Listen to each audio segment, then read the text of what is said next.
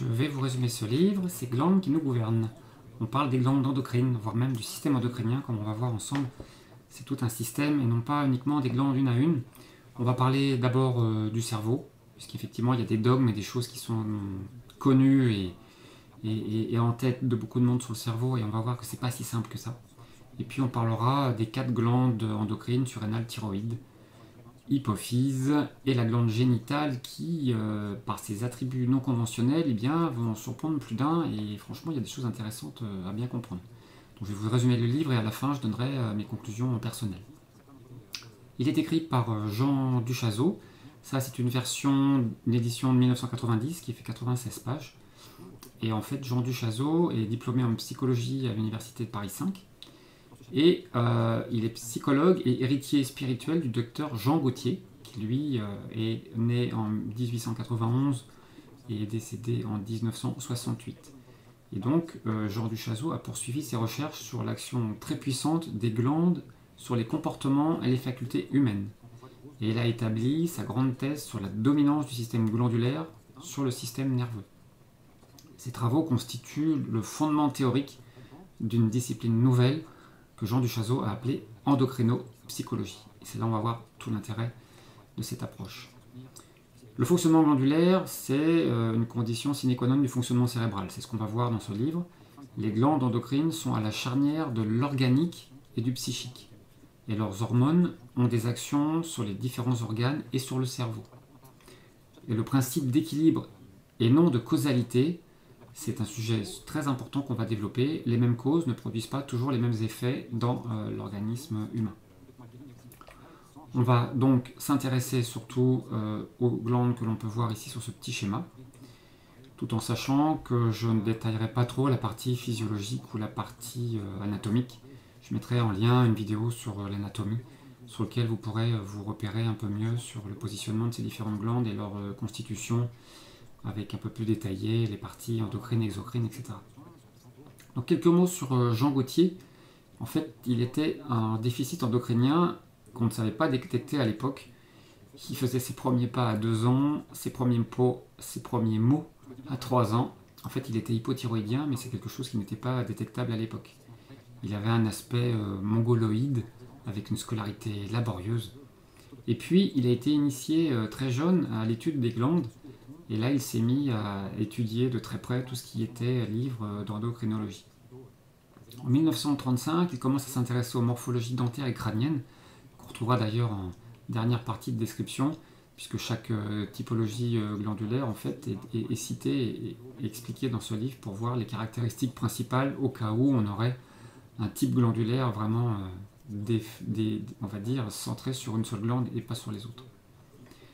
Et donc, il était en fait déficient et il a fait de la substitution à un moment donné, mais dans l'idée de ne pas substituer uniquement une glande déficiente. Donc il a pris des extraits glandulaires au long cours et il modifiait les dosages tous les mois en recherchant l'équilibre. Bon, il a aussi fait des traitements de champs électromagnétiques en thérapeutique. Et en tout cas, c'est devenu une bête de travail. Il travaillait de 14 à 18 heures par jour sans repos. C'était plutôt 6 heures avant. Et du coup, il a complètement changé sa vie, rien que par cette approche. Donc il a eu raison de s'intéresser aux glandes endocrines, puisqu'effectivement, ça lui a rapporté beaucoup. Et c'est à partir de là où il en a fait sa passion et le reste de sa vie à expliquer comment l'organisme, qui du coup est en constant équilibre en raison des sécrétions antagonistes de nos glandes, et en final, ça nous donne aussi nos qualités morales et autres défauts inverses, nos tendances au bien ou au mal, ils peuvent se trouver au-delà d'un appui organique tel qu'on a tendance à l'expliquer avec le cerveau, entre autres. Bien sûr, tout ça, ça va nous amener à des dogmes établis qui ont résisté fortement par rapport à tout ça. Dans le livre, on voit un petit schéma ici qui en fait résume que tout est en interaction et qu'on n'a pas dans un seul sens le cerveau qui va commander toute la partie du corps ou les glandes, etc. En fait, tout est en interaction de partout, donc c'est simple, il y a des flèches dans tous les sens.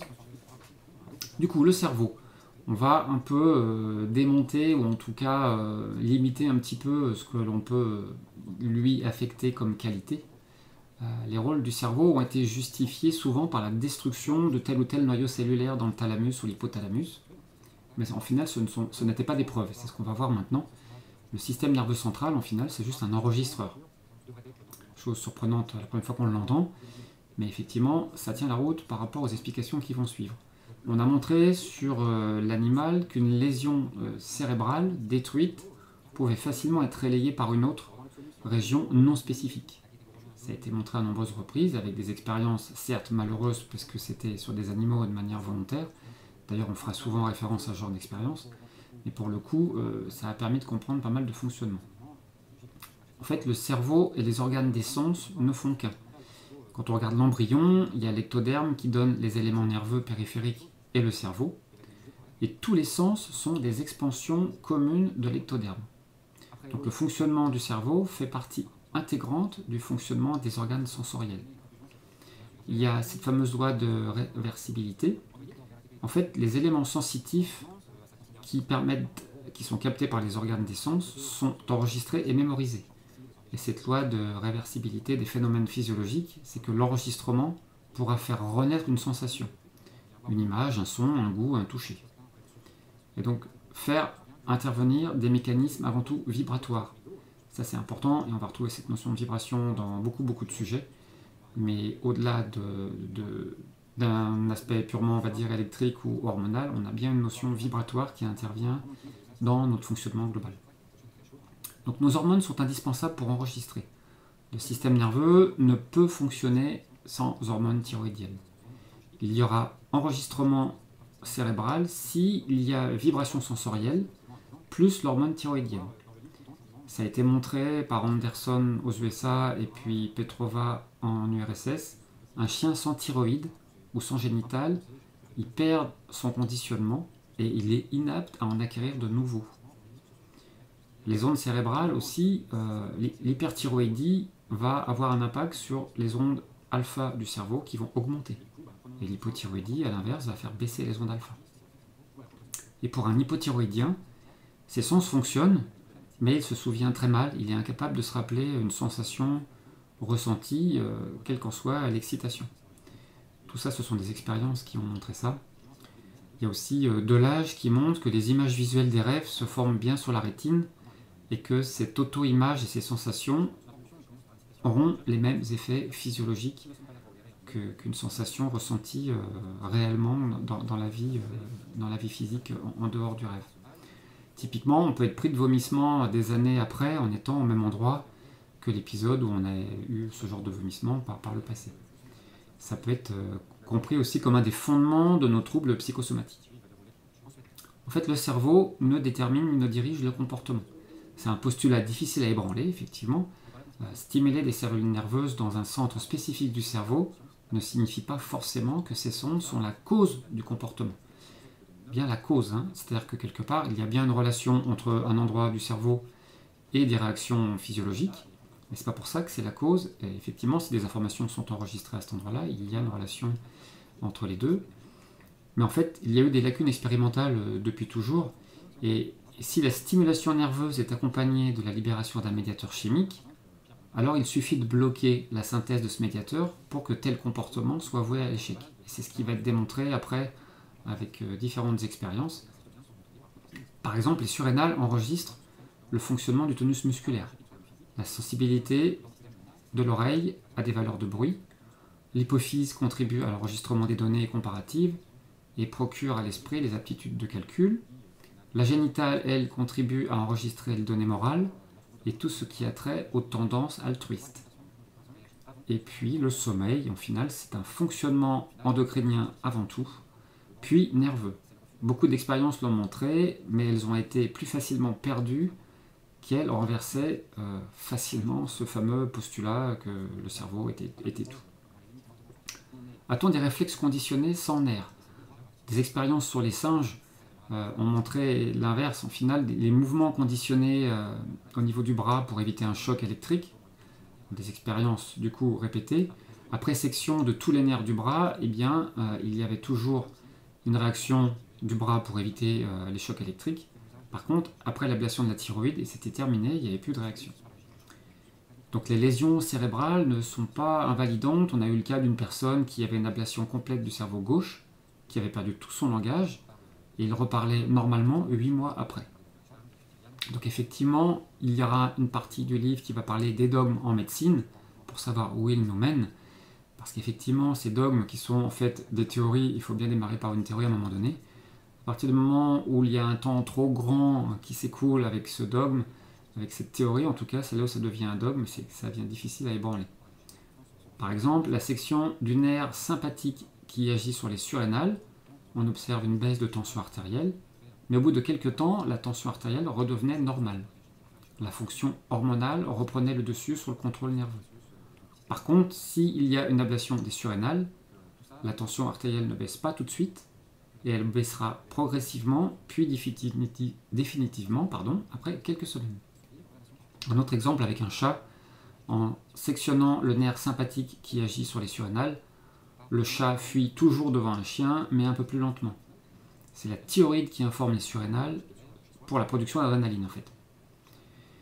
Voilà, maintenant les glandes, on va les aborder une par une, et là je vais faire un peu plus court. Donc comme j'ai dit, au niveau de la partie physiologique, j'en parlerai très peu. Par exemple, on va démarrer par les surrénales. C'est sûr qu'il y a deux parties, médulo-surrénale qui sécrète la noradrénaline et l'adrénaline, cortico-surrénale qui sécrète l'aldostérone et la cortisone. Et ça, le livre en parle un peu. Je vais faire court sur cette partie-là. Je vais plutôt me concentrer sur la partie psychologique pour le côté endocrinopsychologie. Donc, dans les rôles de la surrénale, il y a une première partie qui est la désintoxication. C'est une glande en finale qui est désintoxicante, qui va nous permettre un certain nettoyage, entre autres. Ça intervient beaucoup dans le travail musculaire et dans la colère. Et elle travaille en synergie avec la thyroïde et les autres glandes. Au niveau de l'activité musculaire, c'est l'adrénaline en fait qui nous permet de faire un travail pénible et prolongé et empêche notre esprit de désirer mieux que cette dure réalité.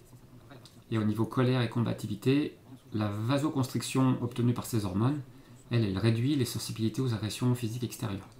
Donc il y a des fonctions diverses qui sont liées au fonctionnement typiquement surrénalien. Et jusqu'à 1 an, un enfant est surrénalien. Il faut attendre le 9e mois pour enregistrer des mouvements automatiques, comme la marche par exemple.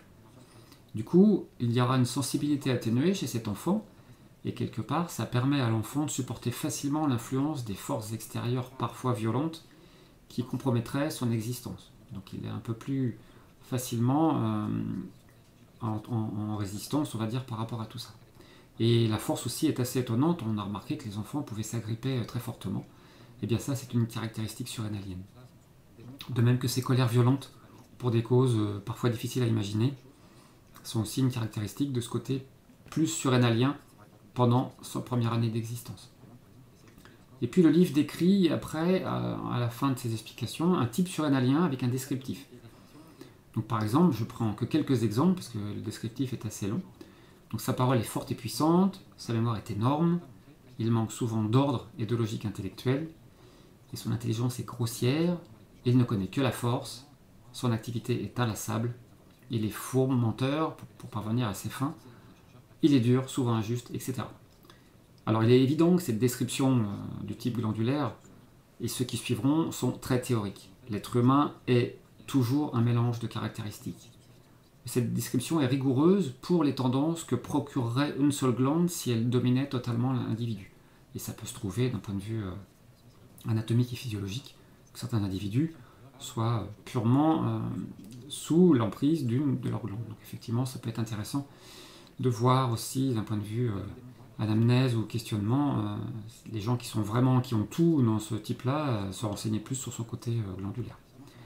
Et après, il va nous décrire le type descriptif, le type surrénalien à la fois au niveau physique, donc en décrivant par exemple sa tête qui est une face carrée, des arcades sourcilières développées, des muscles plutôt courts, volumineux, et des mains larges et épaisses et plutôt courtes. Et puis il va nous parler aussi du système fonctionnel avec un appareil par exemple digestif très développé, un grand appétit, une nutrition parfaite, et un appareil respiratoire très développé, etc., etc. Donc là je fais court, il y a plusieurs pages à chaque fois pour décrire tout ça.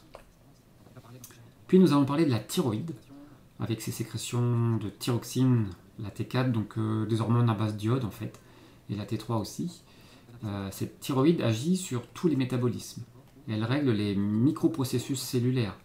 Elle procure la vivacité intellectuelle et cérébrale. Et l'hyperthyroïdie, entre autres, va entamer les réserves de glucides et aussi les réserves de protéines. Alors dans ce livre, il nous dit que la thyroïde est le parent pauvre de l'endocrinologie. Les glandes dont l'activité sont difficiles à comprendre, au final, n'ont pas été celles qui ont été les plus étudiées au début, alors qu'elle a exactement les mêmes possibilités que le système nerveux central et le système nerveux végétatif. C'est vraiment une glande fondamentale, très centrale dans beaucoup de processus. Et le système nerveux a besoin de la thyroïde pour se développer. On a vu les quelques exemples précédemment. Parfois, la sécrétion thyroïdienne est utilisée avec un important retard, parfois brutalement. Donc beaucoup de fonctionnements sont très difficiles à comprendre côté thyroïde. Et en histologie, en regardant au microscope comment tout ça s'est fait, eh bien la forme et son état de ces cellules changent très souvent. En plein fonctionnement, elles peuvent apparaître épuisées, alors qu'au repos, elles peuvent apparaître en pleine activité. Du coup, difficile de suivre aussi quand on regarde de plus près. C'est en tout cas la glande de notre adaptation au milieu extérieur. Et quand une force agit sur nous, la thyroïde en apprécie sa puissance, et si nos possibilités réactionnelles nous permettent d'en triompher, elle s'active et place toute la personnalité en état de lutte. Sinon, on aura plutôt une hypofonction. Donc une grande intelligence difficile encore à expliquer et à contrôler, mais qui apporte des fonctionnements très très importants. Le fonctionnement de base de cette glande, c'est l'oxydation, donc la capacité d'une cellule à capter l'oxygène dans le sang, indispensable bien sûr à la vie cellulaire. Quand on parle de chaleur animale, au final, on comprend aussi pourquoi ça régit notre métabolisme. Par exemple, une grande peur peut provoquer un arrêt de la thyroïde. Et du coup, une sueur froide est possible. On peut avoir des gouttes de sueur qui perlent sur le front. Et le sommeil aussi est une hypofonction de la thyroïde. Au niveau respiration, les mouvements respiratoires sont sous dépendance de la thyroxine. Et ça impacte aussi la fixation de l'oxygène sur les hématies et le transport du coup de l'oxygène par le sang. Les hypothyroïdiens, par exemple, auront une déficience dans cette charge au niveau des hématies, ce qui pourrait expliquer par exemple des extrémités froides. Au niveau du cœur, on a un impact sur le rythme cardiaque et sur la viscosité sanguine. Au niveau de la digestion, c'est un rôle très important. Au final, on aura une digestion très lente et laborieuse si on a une déficience thyroïdienne. On aura aussi une stimulation des intestins et du péristaltisme, et aussi une excitation du foie, de l'estomac, du pancréas. Au niveau de la vision, nos organes sont aussi sous la dépendance de la thyroïde. Ça aide à enregistrer les images qui sont frappées au niveau du système de la vision. Et puis les rêves, on a une remise en marche de la thyroïde au réveil, avec des images parfois très réelles ou imaginatives, mais aussi potentiellement des sensations organiques extrêmement puissantes associées. Au niveau des émotions, on a des émotions avec augmentation vitale qui sont provoquées par l'activité thyroïdienne, et celles plutôt avec dépression qui sont provoquées par une hypofonction de la thyroïde. Donc la tristesse caractérisée par une lenteur de mouvement, une marche hésitante, certaines pâleurs et fatigue, tous ces signes sont des signes d'insuffisance thyroïdienne. Et la joie est à l'opposé. La peur, du coup, la paralysie, une voix rauque ou brisée, les yeux hagards, et la thyroïde peut se bloquer en fait, et même provoquer la mort en cas de blocage vraiment ultime et complet. La colère, stimulation de la surrénale par la thyroïde. Voilà comment on peut arriver à être pris des fois de colère irrépressible. Et l'amour, c'est le plus complexe à expliquer. Le sentiment d'attachement aussi est dû à la thyroïde. La rapidité des gestes, la vivacité d'esprit et de parole, une rougeur de visage, une brillance des yeux. Bref, l'activité accrue de la thyroïde pourra être montrée par tous ces critères. La jouissance sexuelle aussi est une activité thyroïdienne intense. Et ce qui est amour non sexuel passe par contre par la génitale interstitielle dont on parlera après, sujet très important, qui par contre agit sur la thyroïde et nous fait éprouver un sentiment de plaisir quand même. Donc c'est la glande de l'adaptation et de la vie. Et si elle est fatiguée, eh bien c'est déprime, tristesse, cassure de l'adaptation à toutes les situations qui se présentent à nous. L'ingestion d'un simple verre d'eau froide peut agir sur la thyroïde. Donc c'est une glande très précieuse que bien sûr on doit épargner par notre style de vie. Tout ce qui est café et autres excitants va exciter la thyroïde et peut causer sa fatigue, voire même aussi un vieillissement prématuré. L'idée, c'est d'être irrégulier dans la prise d'excitants. Au niveau du coma, c'est une forme extrême de désadaptation au final. C'est une sidération thyroïdienne qui fait un blocage sécrétoire presque total, qui a pu être observé par exemple sur des blessés de guerre. C'est la glande de la sexualité, bien sûr, glande de la vie et donc glande qui permet de transmettre la vie. La sexualité est presque uniquement dépendante de la thyroïde. Par exemple, les violents impénitents castrés aux USA, la glande génitale ne manquait pas et en fait, on constatait qu'ils étaient capables de viol à nouveau 6 mois après. C'est aussi la glande de l'intelligence. Au stade fœtal, la thyroïde participe au développement des premiers éléments nerveux. Priver un chaton ou un chiot de sa thyroïde à la naissance atrophie totalement le système nerveux. Donc une démonstration qu'effectivement cette glande est indispensable au système nerveux au tout début de notre développement. Et la mise en mémoire dans le cerveau et l'agencement des acquisitions est due aux sécrétions hormonales en final. Ce sont de nouvelles adaptations. Par rapport à l'enfant, dans sa deuxième année, ça va être une tendance thyroïdienne. Il va s'affiner, il va s'allonger, on va pouvoir observer ce genre de changement. Le métabolisme de base va augmenter lui aussi et sera à son maximum vers 5 ans. Et la thyroïde est le principal facteur de toute la vie de l'enfant pendant ces 6 à 7 premières années. Si nous avons effectué un travail très pénible, un exercice violent et prolongé, ayant nécessité l'utilisation d'une bonne quantité de sécrétion thyroïdienne, pour exciter un muscle par exemple, afin d'oxyder le sucre qu'il contient et former de l'acide lactique, si nous nous sommes livrés à une activité hors de raison réclamant une forte dépense thyroïdienne, si nous n'avons pas dormi depuis longtemps, l'état de veille exigeant beaucoup de sécrétion thyroïdienne pour oxyder toutes les cellules et les maintenir en fonctionnement, dans tous ces cas, notre mémoire sera débile, infidèle et mauvaise. Ça, je cite un extrait du livre. C'est vrai que le mot débile est souvent utilisé dans ces écrits anciens. Il faut bien revoir le vrai sens de ce mot pour ne pas se méprendre aussi sur cette origine. En revanche, si nous sommes dans la joie, c'est-à-dire s'il existe pour nous des conditions favorables qui intensifient notre thyroïde, si nous faisons des économies sexuelles, si notre sommeil n'est pas troublé, notre mémoire sera bonne. Voilà, maintenant le type thyroïdien, c'est quelqu'un qui se remue beaucoup, qui passe souvent d'une idée à une autre sans transition. Son attention est peu stable, il peut s'emballer, sa mémoire est très rapide, il peut manquer un peu de jugement, il est rarement sociable, il est parfois trop orgueilleux, il surprend, il amuse. Nous avons vu que la thyroïde, en fait, est la glande oxydante par excellence, et qu'elle apporte à toutes nos cellules la possibilité de combustion cellulaire qui assure le fonctionnement, mais qui peut aussi l'exagérer. Aussi, la thyroïde donne-t-elle à la vitalité sous toutes ses formes et dans toutes les activités. On va voir après le type thyroïdien, avec ce genre de petite image aussi. Donc, on va retrouver une tête plutôt ovoïde, avec un front qui est plutôt haut, étroit, un menton plutôt pointu, des muscles très longs, très minces, et puis pareil au niveau de la main.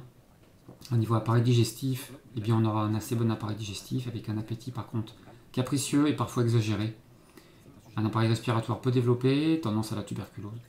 Des aptitudes physiques plutôt mauvaises ou inégales, sauf pour tout ce qui exige la vitesse par exemple. Puis nous passons à l'hypophyse, avec l'antéhypophyse et la posthypophyse. Donc là encore, on va voir que c'est une glande qui est aussi assez complexe, qui est en forte liaison avec l'hypothalamus. C'est la glande du sang-froid, du calcul et de la raison. L'hypophyse est synonyme de jugement, d'évaluation, de comparaison. Elle a son rôle de chef d'orchestre. De tous les organes, elle est celle qui est la plus irriguée par le sang. Elle est composée à part égale entre tissu glandulaire et tissu nerveux, donc une glande qui se situe un peu entre les deux mondes. Elle donne des possibilités d'analyse poussées et un souci constant des causes, des phénomènes. C'est elle qui pousse à l'expérimentation. Quand on reparle de l'enfant, vers 7 ans, il sera moins thyroïdien, le métabolisme basal va commencer à diminuer et il va évoluer vers un type plutôt hypophysaire, l'âge de la raison. Dans ce type hypophysaire, on va retrouver des notions de ponctualité, avec une parole aisée et abondante, ces idées qui se déduisent les unes des autres assez facilement, une très bonne mémoire et fidèle, une mémoire fidèle, quelqu'un qui réfléchit longuement par contre, qui n'est pas très bon psychologue, qui est ancré dans ses convictions et qui se livre qu'à demi, un peu froid, ordonné et qui n'aime pas qu'on le contraigne. On va retrouver dans la typologie une tête plutôt triangulaire, large de front, étroite du menton, avec une ossature forte, des muscles longs, assez volumineux, très résistants à l'effort, et des mains aussi très longues et très fortes. Et un système fonctionnel avec un appareil digestif qui est plutôt bon, tendance à la constipation. Au niveau respiratoire, un bon système bien développé avec une respiration profonde et des aptitudes physiques très grandes. Ce sont les meilleurs sportifs, coureurs de fond, boxeurs, nageurs, rameurs, etc. Donc j'ai mis un petit extrait ici de tous ces descriptifs qui vont bien au-delà du petit résumé que je fais. À chaque fois, il y a une page qui détaille bien chaque type. Et puis nous allons terminer avec la glande génitale, là qui est la plus intéressante d'un point de vue humain. Elle confère à la personnalité des qualités exceptionnelles et notamment l'équilibre de la personnalité. Pour les hommes, on aura la testostérone, pour les femmes, les oestrogènes. C'est une glande qui va nous permettre aussi d'harmoniser notre morphologie. C'est elle qui nous distingue des animaux, qui nous donne la volonté, notre sens moral et notre esprit de synthèse. Elle a un pouvoir de régulation en général et d'action spécifique sur chacune des autres glandes, chose qu'on n'imaginait pas forcément. Elle lutte contre les variations glandulaires trop importantes. Et après, il y a la grande question des pubertés, et dans ce livre, on apprend qu'il y a 3 pubertés. Période pendant laquelle nos glandes génitales sont en effervescence avec tout le reste du système glandulaire. Donc la première puberté, au 8e jour de la vie aérienne, qui dure environ 3 semaines, là les organes sexuels sont atteints d'état congestif, et ça apportera des nouvelles possibilités de vie, de relations. À la naissance, la génitale est fonctionnellement paresseuse et seulement ébauchée. Et cette première puberté stimule la génitale interstitielle pour qu'elle parvienne à exercer ses influences endocriniennes et nerveuses de manière persistante. On va détailler après le côté interstitiel. Et c'est aussi l'hormone la plus durable dans le sang qui peut s'opposer aux variations trop importantes, que ce soit les émotions, des phénomènes nerveux inconsidérés. Puis nous aurons la deuxième puberté. Là, ça sera la formation des organes génitaux secondaires. C'est une des périodes les plus importantes pour la personnalité, puisque c'est celle où apparaît vraiment la volonté. Et puis nous aurons la troisième puberté, qui peut passer inaperçue chez les garçons, mais au niveau des filles, on verra apparaître les règles. C'est à partir de là qu'on va avoir une recherche de jouissance sexuelle, et l'interstitiel devient intellectuellement moins actif, parfois insuffisante. Donc nous voilà avec cet interstitiel, dit la glande de la liberté, avec son pouvoir dans la volonté et le courage.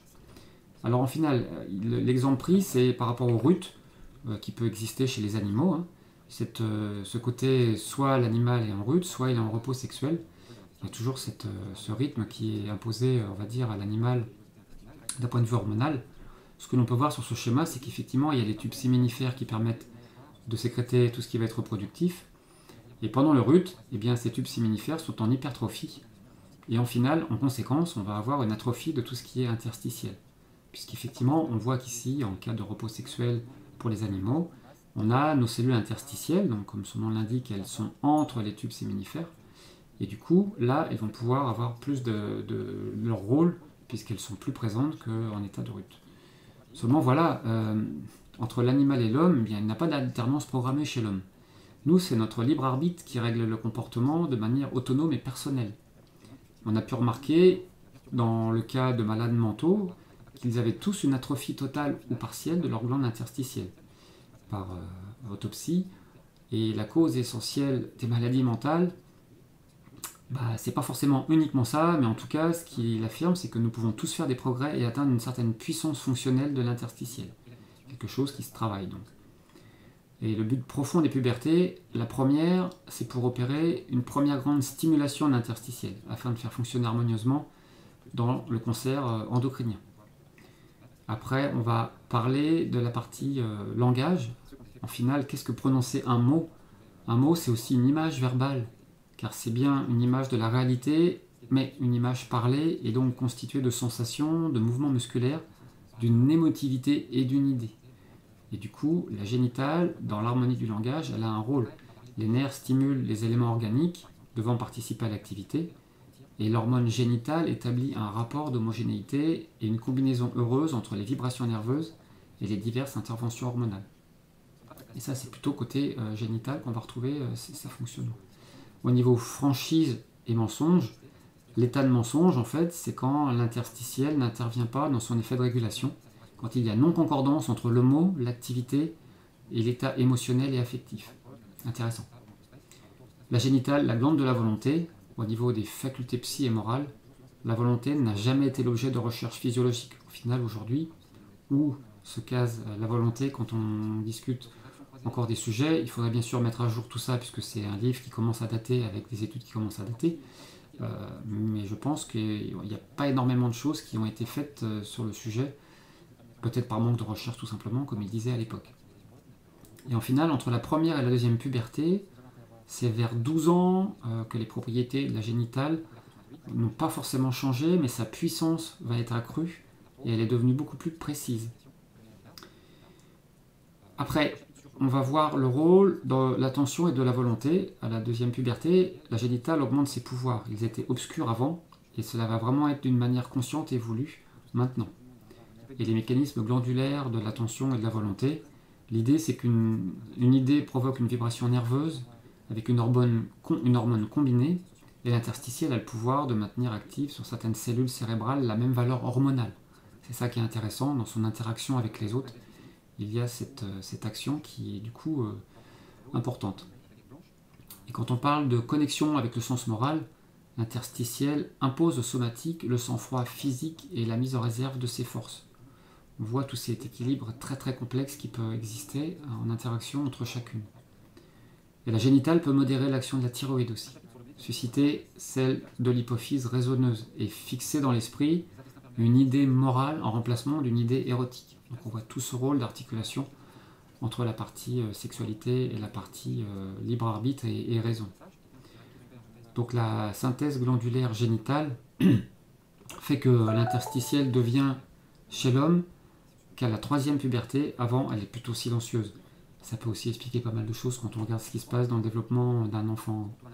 On va apporter à l'adolescent des nouvelles possibilités d'attention, de réflexion, de méditation, d'analyse et de discrimination des valeurs idéatives, ainsi que des qualités esthétiques aussi. Donc attention au niveau adulte pour examiner en toute impartialité ce qui nous déplaît, ou à rejeter à notre esprit ce qui nous plaît, mais qui est inexact ou immoral. Ça, c'est la génitale aussi qui va nous permettre ça. Au niveau de la volonté aussi, pour nous appliquer dans un travail. Et au niveau du sens moral, tout ce qui est altruisme, bonté et sacrifice. On va arriver maintenant au type génital, avec une grande intelligence, quelqu'un qui parle bien et clairement, qui est hospitalier, honnête, avec une mémoire excellente et des connaissances étendues, imaginatif et sensible, le sens des valeurs, indulgent envers la nature humaine en général, avec une haute morale et plein d'idéal, quelqu'un de très sensible et qui s'émeut facilement. Bref, une telle description ne manquera pas de surprendre effectivement, car nous ne rencontrons presque jamais des personnalités qui répondent à l'ensemble de ces particularités. Ne pas oublier que nous ne possédons qu'exceptionnellement une glande vraiment prédominante, avec le reste de notre physiologie en bon fonctionnement. Donc, on va retrouver ces caractères-là uniquement chez quelques êtres très peu nombreux, mais pas chez la plupart d'entre nous, bien sûr. Donc quand on parle d'un descriptif du type génital, on a une tête qui est plutôt à face rectangulaire ou arrondie, avec des arcades sourcilières développées, une mâchoire forte, un menton plutôt rond, des muscles ni longs ni courts, un peu volumineux, vifs et résistants. Et au niveau système fonctionnel, un appareil digestif qui en final va avoir une assimilation assez bonne, une évacuation régulière, qui sera peu difficile sur le choix de ses aliments. Un appareil respiratoire excellent, qui aura des capacités très grandes et spacieuses avec un souffle puissant. On va retrouver des chanteurs par exemple. Des aptitudes physiques, et bien du coup avec des athlètes complets qui seront du coup très adaptables et très adroits. Voilà pour le livre et son contenu. Au niveau de mes conclusions, j'ai trouvé vraiment cette approche très intéressante, en final très perturbante aussi, parce que l'endocrinopsychologie en final va effectivement mettre le doigt sur l'impact de tout ce qui est endocrinien avec la psychologie. Le cerveau a été très longtemps compris comme ayant un rôle central dans plein de fonctions physiologiques, que ce soit le langage, la mémoire, les automatismes. Et c'est devenu un dogme. En fait, c'est difficile à changer maintenant, parce qu'une fois que ces dogmes sont établis, et pourtant on parle de ce sujet qui sont mis au grand jour depuis maintenant bientôt 100 ans, et il serait temps que ça change. Et pourtant, dans les magazines de vulgarisation, on lit encore de nos jours des explications qui ne sont pas à jour de ces découvertes, avec encore le cerveau très présent, avec beaucoup d'investigations cérébrales avec des grandes machines. Et en final, il y a sûrement des choses à expliquer un peu plus à monsieur tout le monde sur la prédominance de ces glandes, dont en général, à part aujourd'hui les enlever, on ne fait pas grand-chose pour bien les comprendre. La mémorisation n'est pas un mécanisme cérébral, ce n'est pas qu'un mécanisme cérébral. Il suffit de parler de la Madeleine de Proust, par exemple. Je pense que pas mal d'entre nous ont ça en tête, pour bien voir la relation entre une odeur et notre mémoire. Et la thyroïde, effectivement, a un rôle primordial dans la mémorisation et sur nos capacités d'adaptation et sur tellement d'autres processus que c'est vraiment une glande essentielle qu'il faut vraiment chouchouter Et la génitale, bien sûr, avec sa partie interstitielle, elle mérite qu'on s'y attarde pour mieux comprendre son rôle dans nos capacités de volonté, de libre arbitre et de capacité intellectuelle. Là, c'est une approche perturbante mais intéressante. Je pense que ça vaut le coup qu'on s'y penche un peu plus. On y retrouve aussi la notion de repos dans notre système glandulaire. C'est vrai pour toutes nos fonctions physiologiques. Mais quand on regarde aujourd'hui toutes les sources de sollicitation que l'on peut avoir, que ce soit une charge mentale élevée, avec énormément d'interruptions partout, qui du coup, avec leur multiplicité, leur répétition, font qu'on a vraiment une excitation et donc un épuisement de notre système hormonal. Franchement, un bon conseil sur ce point, que j'ai bien aimé dans ce livre, c'est être irrégulier dans la prise d'excitants, que ce soit du café, du thé ou de l'alcool. L'idée au moins, c'est juste d'être conscient qu'à travers ces produits, on va trouver une excitation de notre système endocrinien. Et c'est pour ça qu'on pourra sûrement aller plus loin, se coucher plus tard. Donc des journées sans café, des journées sans thé, des journées sans alcool, c'est toujours très bien à la fois pour notre système glandulaire et pour voir aussi notre état de dépendance et notre vrai état de fatigue global. Nos glandes endocrines peuvent être vues comme le lien entre notre corps et notre esprit. Encore quelque chose d'intéressant, je pense, pour pas mal d'entre nous qui cherchent à mettre des fois des mots, des explications sur le côté esprit, qui n'est pas toujours direct à comprendre. Elles nous permettent de mieux comprendre des processus de somatisation aussi. On se rend bien compte qu'on va imprégner des choses via ces hormones. En tout cas, c'est très compliqué. Une chose qu'on retient aussi, que je retiens en tout cas, c'est qu'on n'a pas tout compris, bien loin de là. Et quelque part, c'est comme ça, il n'y a pas de critique là-dedans. On en savait un peu avant, on en sait un peu aujourd'hui, on en saura beaucoup plus demain. Donc doucement aussi sur les grandes conclusions. C'est pareil pour ce qui est de ce livre. Hein. Ce qui a été dit, écrit à ce moment-là, sera sûrement aussi revu avec des corrections de ci, de là.